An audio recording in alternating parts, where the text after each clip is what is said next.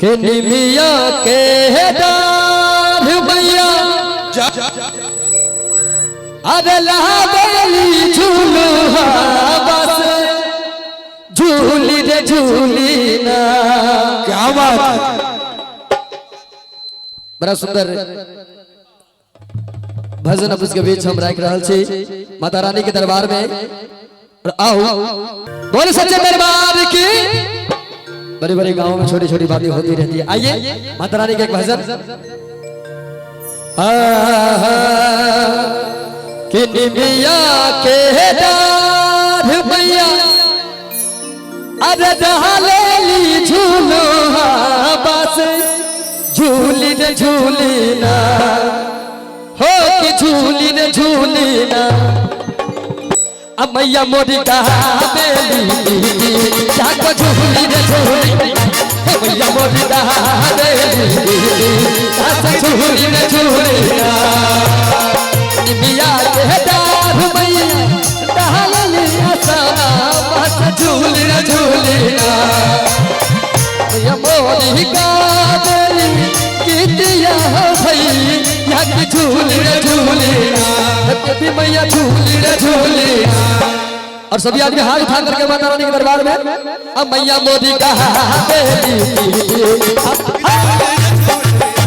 मैया मोदी कहा देवी जाती झूली रे झूली ना।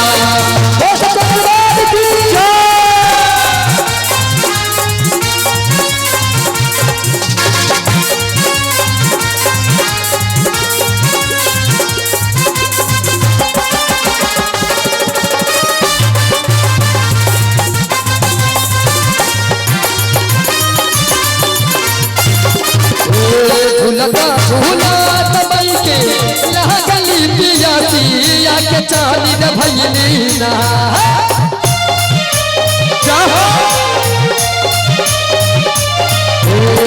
झूलता झूला तबई के यहाँ गली पिया पिया के झोली न झोली ना हो झूली न झूली ना। और उठाए ना हाथ सभी आदमी अब सच्चे दरबार की जय। कि महालिंग पानिया पियई तो साथ झूली रे झूली ना मैया पानिया पियई तो साथ झूली रे झूली ना।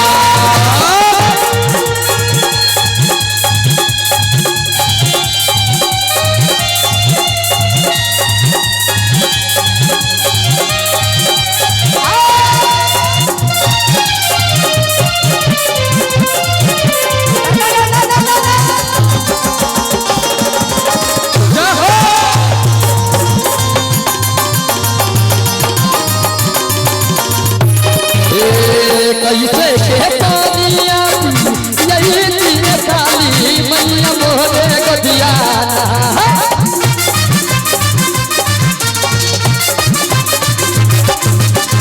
कैसे के पानिया यही तीन काली है मोहरा गदिया ओ मोहरा गदिया।